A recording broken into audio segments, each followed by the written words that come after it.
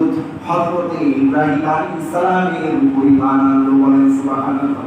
পরবর্তীতে লূত আলাইহিস সালামের নবুয়ত দান করলেন, বলেন সুবহানাল্লাহ। এবং চাচাজির পরিবার আনলেন, এনে চাচাজির সাথে সফরে বের হয়ে গেলেন সস্ত্রীক। এবং তারা দেশ থেকে তারা হযরত ইব্রাহিম আলাইহিস সালাম বললেন, আমরা এই দেশ ত্যাগ করলাম আল্লাহর জন্য। কার জন্য? যিনি পরমপ্রভাবশালী, মহাপ্রজ্ঞাময়, বলেন সুবহানাল্লাহ।